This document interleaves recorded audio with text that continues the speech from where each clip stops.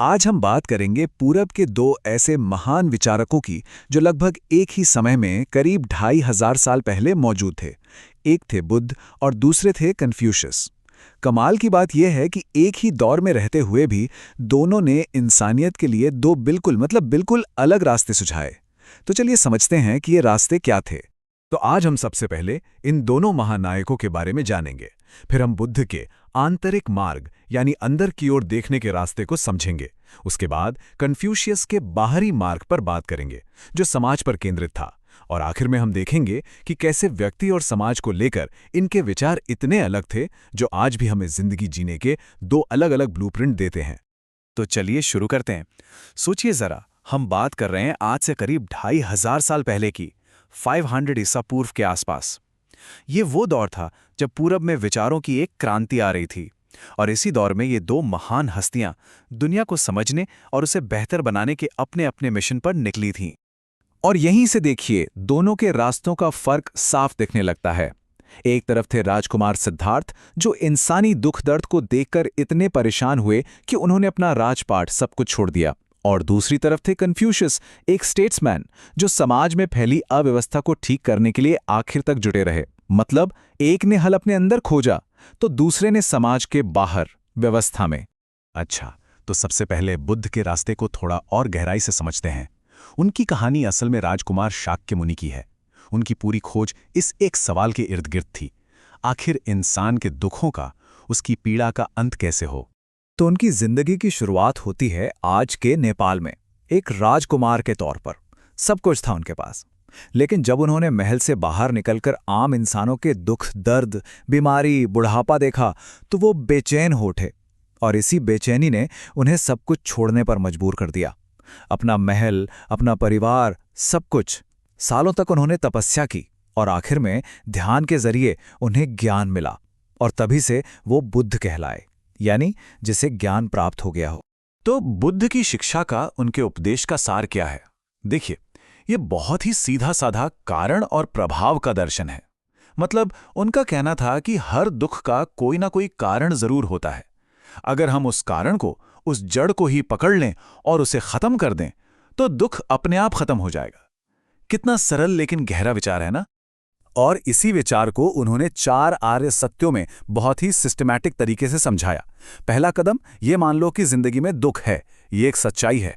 दूसरा कदम, अब ये समझो कि इस दुख का कारण क्या है, और कारण है हमारी इच्छाएं, हमारा मोह। तीसरा कदम, जब कारण पता चल गया तो समाधान भी साफ है, इन इच्छाओं को खत्म कर दो तो दुख भी खत्म हो जाएगा। और चौथा और सबसे जरूरी कदम, ये होगा कैसे? इसके लिए उन्होंने एक सही जीवन जीने का रास्ता बताया। अब देखिए, बुद्ध के ये विचार सिर्फ भारत तक ही सीमित नहीं रहे।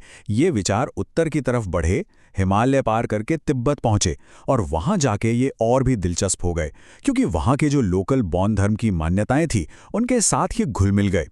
इसी मिलाप से बौद्ध धर्म का एक नया रूप निकला जिसे हम लामावाद के नाम से जानते हैं। हाँ, कुछ लोगों ने इसकी आलोचना भी की, इसे थोड़ा निष्क्रिय माना, पर बाद में मंगोल शासक कुबलाई खान के दौर में तो ये बहुत ही ज्यादा लोकप्रिय हुआ। चलिए, अब कहानी का रुख मोड़ते हैं और बात करते हैं हमारे दूसरे महानायक कन्फ्यूशियस की। और यहीं पर आपको सबसे बड़ा फर्क महसूस होगा।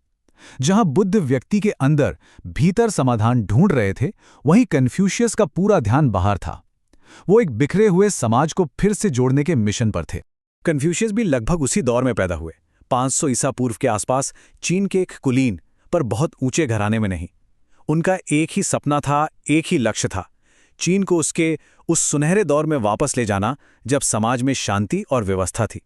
उन्हें लगता था कि वो दौर कहीं खो गया है। और इसी मिशन में उन्होंने एक ऐसा विचार दिया जो उस जमाने के हिसाब से आप सोचिए कितना क्रांतिकारी रहा होगा। उन्होंने कहा, ब्रह्मांड जनता का है। मतलब ये दुनिया, ये सत्ता किसी एक राजा या खानदान की जागीर नहीं है, ये पब्लिक की है, सभी लोगों की है। ये उस दौर में कहना वाकई एक बहुत बड़ी बात थी। लेकिन यही कहानी में एक बहुत दिलचस्प मोड़ आता है। इतना मॉडर्न विचार देने के बावजूद उनका ये भी मानना था कि समाज को चलाने का, उसे लीड करने का अधिकार जन्म के आधार पर मिलना चाहिए, यानी सिर्फ कुलीन वर्ग के लोगों को। अब ये एक तरह का विरोधाभास लगता है ना।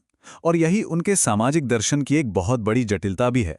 तो फिर कन्फ्यूशियस के हिसाब से एक आदर्श समाज कैसा होना चाहिए था? पहली बात, इसमें नैतिक आचरण यानी एथिक्स सबसे ऊपर था। लेकिन इस समाज की बागडोर जन्म से मिले अधिकार वाले कुलीन वर्ग के हाथों में ही होनी थी।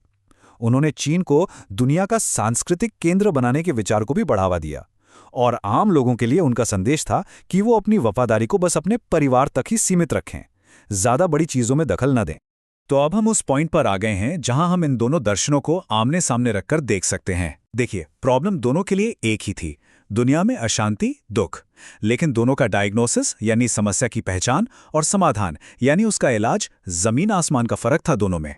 ये टेबल देखिए, ये पूरे फर्क को एक नज़र में साफ कर देती है। बुद्ध के लिए प्रॉब्लम क्या थी? इंसान की अपनी पीड़ा। उनका फोकस किस पर था? एक अकेले व्यक्ति पर। और समाधान क्या था? अपने भीतर देखो और इच्छाओं को खत्म करो।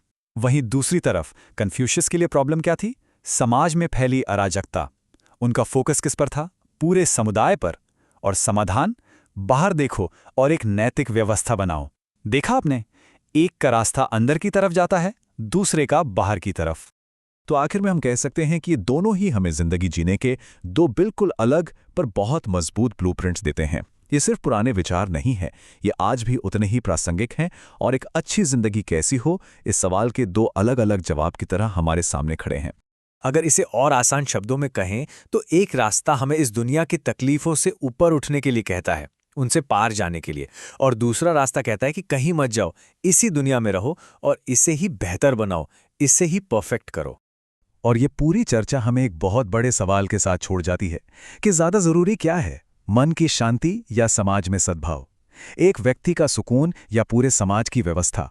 ये सोचने वाली बात है कि आज की हमारी दुनिया, हमारा समाज, इन दोनों में से किस लक्ष्य को ज्यादा अहमियत देता है और असल में हमें किसे देनी चाहिए।